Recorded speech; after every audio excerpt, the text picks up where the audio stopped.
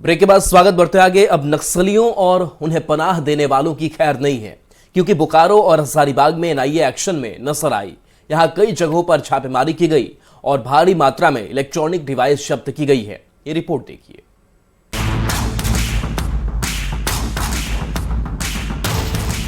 नक्सलियों और उनके पनाहगारों की उल्टी गिनती शुरू, क्योंकि अब नेशनल इन्वेस्टिगेटिंग एजेंसी एक्शन में है। अब ना नक्सली बचेंगे और ना ही उनके पनाहगार। तस्वीरें बोकारो की हैं, जहां एनआईए की टीम ने दस्तक दी और यहां के गोमिया प्रखंड में कुल 8 जगहों पर नक्सली समर्थकों के घर पर छापेमारी की। वहीं चतरोचट्टी थाना क्षेत्र में 7 जगहों पर दबिश डाली गई। बोकारो जिले में आज एनआईए की टीम ने दस्तक दी है। बोकारो जिले के 8 जगहों पर एनआईए की 8 अलग अलग टीमों ने छापेमारी कर कई जो है राज को खंगालने का काम किया है। एनआईए की टीम ने छापेमारी के दौरान कई मोबाइल, डिजिटल उपकरण, डायरी समेत कई सामान जब्त किए। बोकारो पुलिस अधीक्षक मनोज स्वर्गियारी ने स्वीकार किया है कि एनआईए की टीमें बोकारो जिले में नक्सली संगठनों की गतिविधियों में जांच कर रही है। एनआईए की टीम के द्वारा आज बोकारो जिले में छापामारी किया गया है। उसमें बेसिकली चतरोचट्टी और गोमिया एरिया में करीब 8 टीम के द्वारा किया गया है। उसमें बोकारो टीम, बोकारो पुलिस की तरफ से भी जो ताकि कोई जो रेड है उसमें कोई विफलता न करे, कोई लोगों को हानि न पहुंचे, उसके लिए हम लोगों ने पूरी तैयारी की है। हजारीबाग के विष्णुगढ़ थाना क्षेत्र में भी एनआईए ने दबिश दी। फिलहाल नक्सलियों को पनाह और मदद देने वाले लोग भी एनआईए की रडार पर हैं। अब देखना है कि एनआईए इस पर किस तरह की जांच करती है। अब एनआईए ही बता सकती है कि इसमें क्या क्या एनआईए को हाथ लगी है। Mrityunjay Kumar, news 18, Bokaro. JSSC CGL paper leak मामले में एक नया मोड़ सामने आया है। पहले से केस अपने हाथ में ले चुकी सीआईडी ने एक नई एफआईआर दर्ज की है। झारखंड कर्मचारी चयन आयोग की ओर से की गई शिकायत के बाद यह केस दर्ज किया गया। वहीं पुलिस ने एक बड़ा कदम उठाते हुए सीआईडी डीआईजी के नेतृत्व में एसआईटी का गठन किया है। ये रिपोर्ट देखिए।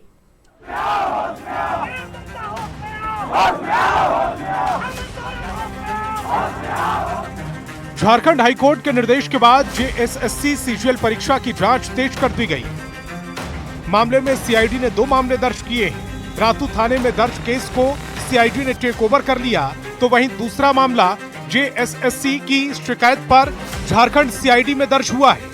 वहीं मामले में साक्ष्य संकलन को लेकर विज्ञापन और लोगों से अपील भी की जा रही है।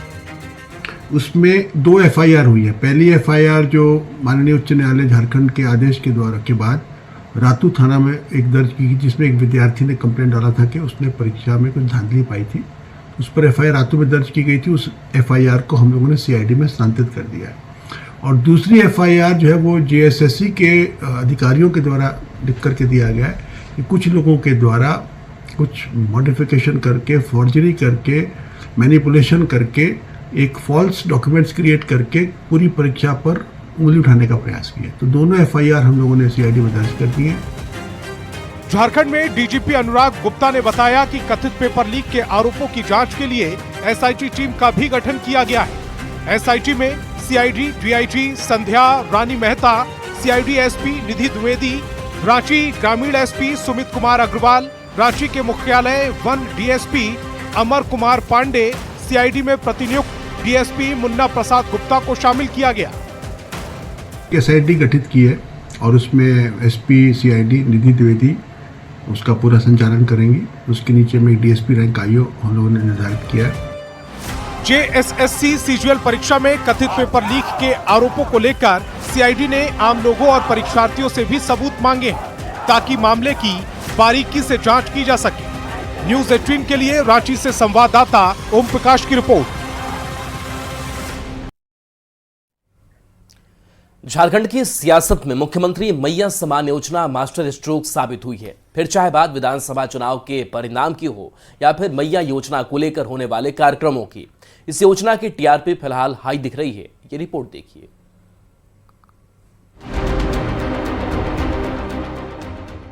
झारखंड विधानसभा चुनाव के तराजू में मैया सम्मान योजना का पलड़ा अब तक सबसे भारी रहा है। चुनाव के बाद भी मैया सम्मान योजना का पलड़ा झुकता हुआ नजर नहीं आ रहा। रांची में 6 जनवरी को मैया सम्मान योजना को लेकर बड़े कार्यक्रम की तैयारी है, जहां सीएम हेमंत सोरेन लाभुकों के बीच मैया सम्मान की बढ़ी राशि की पहली किश्त जारी करेंगे। नामकुंभ में होने वाले कार्यक्रम में लाखों महिलाओं के शामिल होने का दावा किया जा रहा है। इस आयोजन को लेकर सियासी तलवार भी खिंचती हुई दिख रही है। बीजेपी ने महिलाओं को कड़ाके की ठंड में रांची बुलाने पर सवाल उठाए हैं, तो जेएमएम ने इसे लेकर बीजेपी पर तंज कसा है। उदाहरण के लिए अब साहिबगंज से जो महिला आएंगी, कितना खर्च पड़ेगा? वो महिला अकेले तो नहीं आएगी, महिला का कोई ना कोई तो साथ में रहेगा। तो ये 2,500 रुपये देंगे नहीं, 2,500 रुपये से खर्चा करवा देंगे भाई। प्रसन्नता पूर्वक, पूरी खुशी से, पूरे उत्साह और उमंग से उस कार्यक्रम में शिरकत करने आ रहे हैं, तो बेचैनी हो जा रही है। अरे कुछ तो जनहित की बातें कीजिए, और जहां बोलना है वहां बोलते नहीं हैं आप लोग। विपक्षियों को सलाह दूंगा कि कम से कम झारखंड और झारखंडी हित की बातें करें। मैया योजना को देखते हुए वृद्धा और विधवा पेंशन की राशि भी 1,000 से बढ़ाने की मांग उठ रही है। बीजेपी ने सभी योजना की राशि बराबर करने की मांग की है। इस पर कांग्रेस की ओर से जवाब भी दिया गया है। तो सरकार की नीयत क्या है मुझे समझ में नहीं आता है भाई। सबको 2,500 कर दीजिए ना, विधवा को भी कर दीजिए, वृद्ध को भी कर दीजिए, सबको कर दीजिए। हमने वादा किया है कि हम इनकी पेंशन में बढ़ोतरी करेंगे। आने वाले दिनों में हम सरकार अपने फैसले लेती है और सरकार ये फैसला लेगी कि उनके पेंशन में भी वृद्धि की। अब नेताओं के बजाय योजनाओं की टीआरपी हाई नजर आ रही है। कुल मिलाकर मैया योजना की 2,500 रुपये की राशि दूसरी योजनाओं पर भारी पड़ रही है, जिसकी वजह से सियासत चरम पर है। संजय कुमार सिन्हा, न्यूज़ 18, रांची। झारखंड में हाथी मानव का संघर्ष काफी पुराना है। हजारीबाग में पिछले 2 दशक से हाथी के हमले में दर्जनों लोगों की मौत हो चुकी है, लाखों रुपए का नुकसान हो चुका है। आखिर हाथी इतने हिंसक क्यों हो गए, इस रिपोर्ट के जरिए देखिए।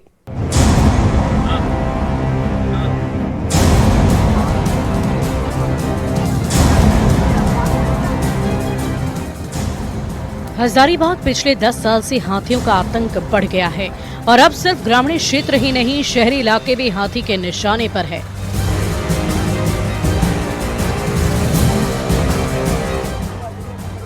आखिर इसका कारण क्या है, इसे लेकर शोध भी खूब चल रहा है। वन विभाग से लेकर हाथी पर रिसर्च करने वाले भी इसके स्वभाव पर अध्ययन कर रहे हैं। हाथी पर शोध करने वाले मुरारी सिंह बताते हैं कि हाथी खाने की तलाश में रिहायशी इलाकों में आ जाते हैं। इन दिनों में हाथी ग्रामीणों की फसल के साथ उनके घर को अनाज निकालने के लिए तोड़ दे रहे हैं।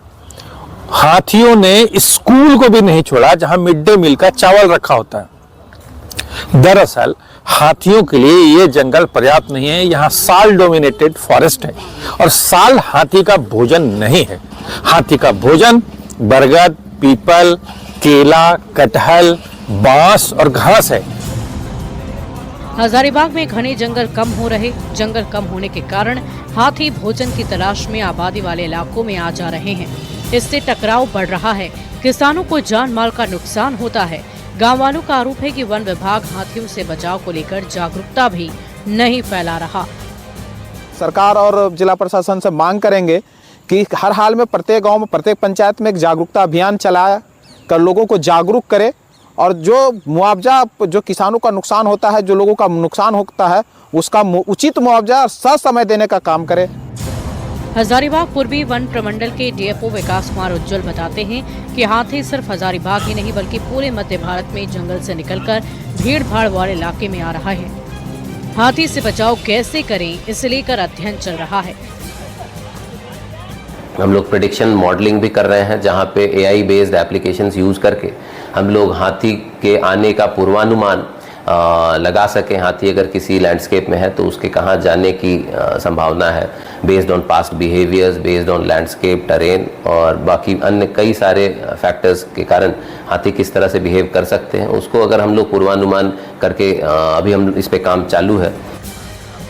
झारखंड में हाथियों की चपेट में आने के कारण हर साल करीब 100 लोगों की मौत हो रही है। हाथियों के आतंक के कारण लोगों में दहशत का माहौल है। इन्हीं रात के अंधेरे में जो है हाथियों का आतंक इन दिनों जो है वो लगातार बढ़ता दिखाई देता है। ऐसे में जो ग्रामीणों को चाहिए कि कम से कम इसकी जानकारी जो है अपने स्थानीय वन विभाग को दे, और वन विभाग को जानकारी देने के बाद वन विभाग के जो कर्मी और अधिकारी है वो अपने स्तर से जो है हाथी का भगाने का काम करते हैं। सुशांत सोनी, न्यूज़ 18, हजारीबाग। कोडरमा सदर अस्पताल की लचर व्यवस्था एक बार फिर से सामने आई है। सड़क दुर्घटनाओं में घायल करण मुंडा को इलाज के लिए सदर अस्पताल लाया गया था। डॉक्टर की ओर से सिर्फ दर्द और एंटीबायोटिक इंजेक्शन देने के बाद प्रिस्क्रिप्शन स्लिप में ऑर्थो डिपार्टमेंट को रेफर लिखकर उसे इमरजेंसी वार्ड में ही छोड़ दिया गया, जहां 5 घंटे से भी अधिक समय बीत जाने के बाद भी मरीज को ना ही किसी अन्य वार्ड में शिफ्ट किया गया और ना ही किसी ऑर्थो डॉक्टर के पास भेजा गया। पूरे मामले में सिविल सर्जन ने इलाज का भरोसा दिया, लेकिन जब सिविल सर्जन की पहल के बाद भी इलाज नहीं मिला तो परिवार के सदस्य उसे निजी क्लिनिक में इलाज के लिए ले गए। पूरे मामले में सदर अस्पताल प्रबंधन पर गंभीर सवाल खड़े हो रहे हैं। अभी तक मतलब कोई सुनवाई नहीं है। कितना घंटा हो गया? अभी 10 बजे पहुंचे हैं तो 10 बजे से इधर अभी 3:30 बज गया, कुछ इलाज नहीं हो रहा है। कोई इलाज नहीं। हाँ। अब क्या बोल रहा है लोग अस्पताल में? अस्पताल में बोल रहा है कि वो डॉक्टर के पास जाओ, वहाँ पर्ची दिखाओ बोल रहा है। तो वहाँ जाते हैं तो वहाँ भी डॉक्टर नहीं है। हम दिखवाते हैं पेशेंट कैसा है, पोजिशन में भी है, पेशेंट का क्या अभी हालत है। अगर होगा कुछ गड़बड़ तो हम देखेंगे उस चीज़ को, अदरवाइज उसको मतलब हम लोग फिर डिस्चार्ज करेंगे। देख लेते हैं पहले। तो ऐसे मामले में अगर जो लापरवाह जो कर्मी है तो उस पर क्या कुछ 5 घंटा 6 घंटा बीत चुका है। पहले हम थोड़ा देखने दीजिए इस चीज़ को, हम देख नहीं पाए इस चीज़ को अभी। हम देख लेते हैं, हम फीडबैक ले लेते हैं। और देखिए, इस घटना के बाद कई सवाल भी। न्यूज़ 18 के मरीज को सदर अस्पताल में इलाज क्यों नहीं मिला, और सवाल यह भी है कि मरीज को ऑर्थो में रेफर कर आखिर डॉक्टर क्यों भूले, और सवाल यह भी कि क्या सिविल सर्जन का आदेश डॉक्टर नहीं मानते हैं।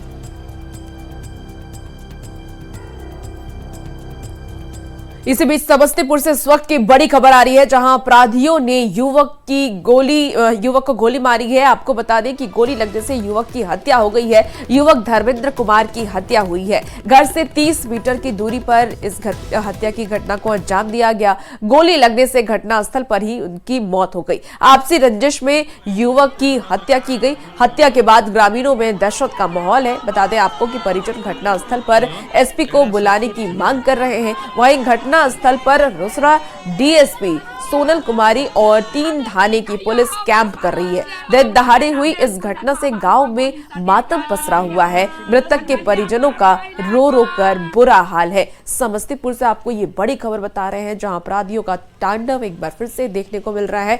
आपसी रंजिश में इस घटना को अंजाम दिया गया। दिखान थाना अंतर्गत ग्राम सीमा में बिट्टू कुमार पिता स्वर्गीय राजेश्वर यादव की गोली मारकर हत्या कर दी गई है। तत्काल हम लोग घटनास्थल पर पहुंचे। घटनास्थल पे निरीक्षण उपरांत ज्ञात हुआ कि ये लोग आपस में ताश खेल रहे थे और ताश खेलने के क्रम में ही आपसी विवाद हुआ। विवाद में इनके ही एक फरीक के द्वारा गोली मारकर हत्या कर दी गई। बिहार में चालान काटने पर पुलिस मुख्यालय ने सख्त रवैया तैयार किया है। एडीजी मुख्यालय ट्रैफिक ने आदेश जारी करते हुए कहा कि किसी भी सूरत में दारोगा से नीचे के पुलिसकर्मी अब ट्रैफिक नियमों का उल्लंघन करने पर चालान नहीं काट सकेंगे। इस खबर पर ज्यादा जानकारी दे रहे हैं न्यूज़ 18 संवाददाता संजय कुमार। पटना समेत पूरे बिहार में ट्रैफिक नियमों का उल्लंघन करने पर बड़े पैमाने पर प्रतिदिन चालान काटा जाता है, लेकिन चालान काटने को लेकर मिल रही शिकायतों के बाद बिहार पुलिस मुख्यालय ने एक बड़ा फैसला लिया है और अपर पुलिस महानिदेशक यातायात की तरफ से एक आदेश जारी किया गया है। और इसमें यह कहा गया है कि अवर निरीक्षक से नीचे के जो अधिकारी होंगे वो किसी भी सूरत में चालान नहीं काटेंगे, यानी जेएसआई और एएसआई रैंक के अफसर जो है वो चालान नहीं काटेंगे।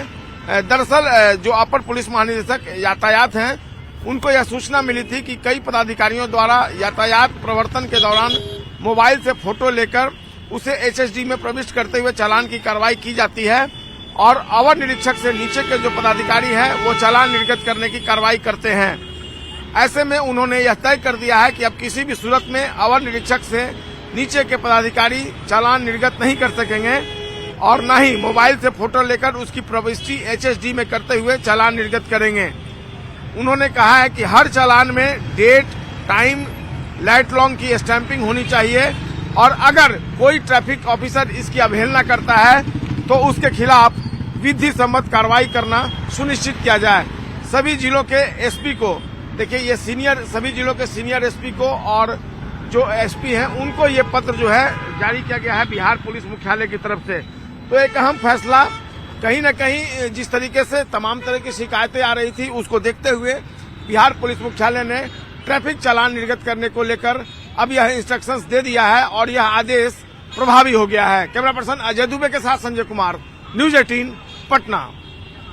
और इसी बीच राजधानी रांची से इस वक्त की बड़ी खबर आ रही है, जहां बिरसा एग्रीकल्चर विश्वविद्यालय में 70% प्रोफेसर की कमी हुई है। कुछ विभाग कॉन्ट्रैक्ट शिक्षक के भरोसे चल रहे हैं। विश्वविद्यालय में 60% नॉन टेक्निकल स्टाफ की कमी है।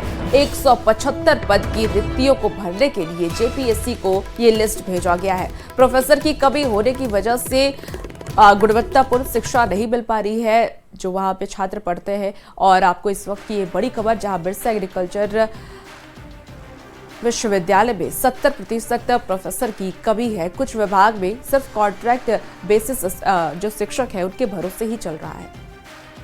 70% के लगभग 70% के आसपास जो है शिक्षक के पद रिक्त हैं। उसमें हम कॉन्ट्रेक्चुअल्स को रख करके काम चला रहे हैं। हमारे सरकार ने यह सरकार का ही सहयोग है कि हमारे पास जो है कॉन्ट्रेक्चुअल टीचर्स को सरकार दे रही है और उसका वेतनमान जो है पूरे भारतवर्ष में जो कॉन्ट्रेक्चुअल्स होते हैं उससे सबसे अच्छा यहाँ दिया जा रहा है।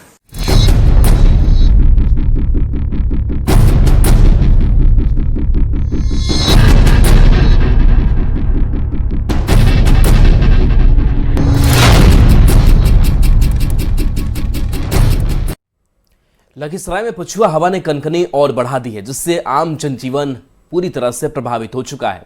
शाम ढलते ही सड़कों पर जैसे सन्नाटा पसर जाता है। लोग कपकपाती ठंड से बचने के लिए अलाव खोजने लगते हैं, लेकिन नगर परिषद की ओर से शहर में अब तक कहीं भी अलाव की व्यवस्था नहीं की गई है, जिससे सबसे ज्यादा रिक्शा और ठेला चालक परेशान हैं। पछुआ हवा ने कनकनी बढ़ा दी है, जिससे आम जनजीवन पूरी तरह से प्रभावित है। आप देख सकते हैं शाम ढलते ही सड़कों पे सन्नाटा पसर जाता है। खासकर जो ई रिक्शा चालक हैं उनकी परेशानी काफ़ी ज़्यादा है। लोग काफ़ी परेशान हैं। क्या नाम हुआ आपका? रंजीत कुमार। क्या स्थिति है ठंड का? बहुत ज़्यादा ठंड पड़ रहा है। कैसे आप लोग बच रहे हैं? क्या करें, पेट के लिए, रोजी रोटी के लिए रात में कैसे कमाते हैं। कुमार। क्या स्थिति है ठंड का? बहुत ठंड है, ज़्यादा ठंड है। कैसे बच रहे हैं आप लोग? वही बच रहे हैं, क्या करें। बहुत का कोई व्यवस्था नहीं? कोई व्यवस्था नहीं, चौक चौराहे पे नहीं। और जिला प्रशासन से चौक चौराहों पे अलाव की व्यवस्था का मांग कर रहे हैं। राकेश, न्यूज 18 लखीसराय। तो वहीं कपकपाती ठंड में सामाजिक कार्यकर्ता बेसहारा लोगों की मदद के लिए आगे आए हैं। लखीसराय स्टेशन पर सामाजिक कार्यकर्ता राजीव कुमार रत्नेश ने कई असहाय लोगों के बीच कंबल बांटा है। उन्होंने प्रशासन से ठंड को देखते हुए जरूरी व्यवस्थाएं करने की मांग की।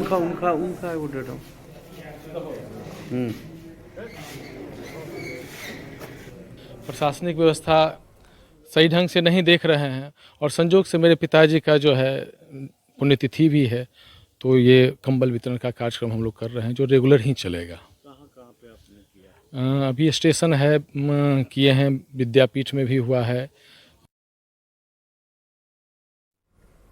बढ़ती ठंड के बीच आरा में भी समाजसेवी लोगों की मदद के लिए आगे आए हैं। बढ़ारा प्रखंड के 6 से ज्यादा गांव में समाजसेवी सोनाली सिंह और उनकी टीम ने घूम घूमकर जरूरतमंद लोगों के बीच कंबल बांटा, ताकि लोगों को ठंड से बचने का कोई सहारा मिल सके। लोगों का कहना है कि अब तक किसी भी जनप्रतिनिधि या प्रशासन के लोगों ने गरीब मजबूर लोगों का हाल नहीं जाना है। समाजसेवी की ओर से कंबल मिलने के बाद लोग काफी खुश दिखे।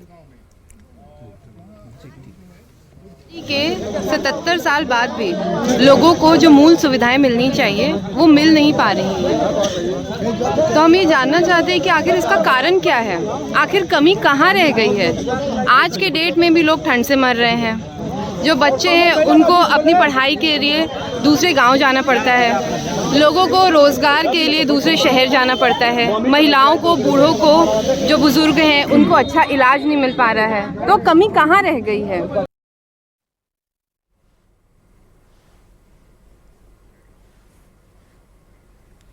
बिहार में कड़ाके की ठंड पड़ रही है। मौसम विभाग ने बिहार के 12 जिलों के लिए येलो अलर्ट जारी कर दिया है।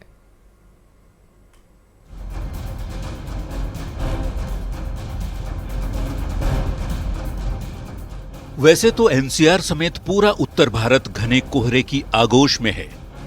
घने कोहरे के कारण जनजीवन प्रभावित है। हिमाचल प्रदेश और उत्तराखंड में हो रही बर्फबारी के चलते दिल्ली एनसीआर के साथ ही उत्तर भारत का पारा लगातार लुढ़कता जा रहा है।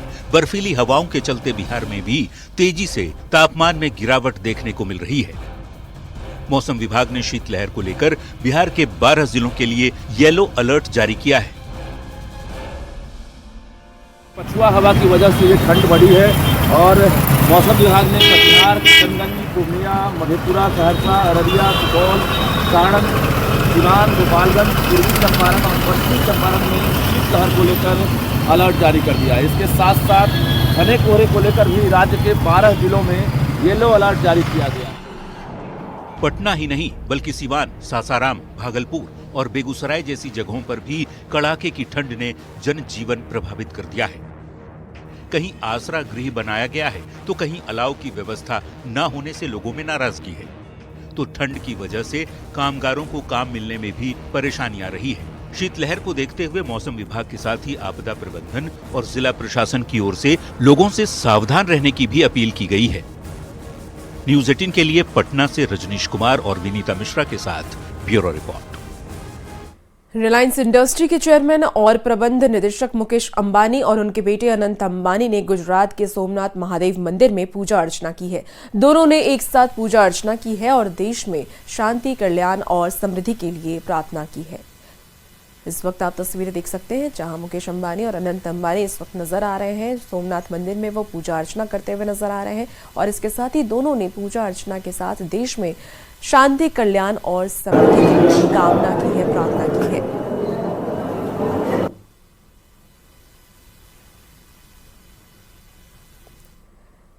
फिलहाल इस बुलेटिन में इतना ही। खबरों का सिलसिला न्यूज़ 18 बिहार झारखंड पर जारी है।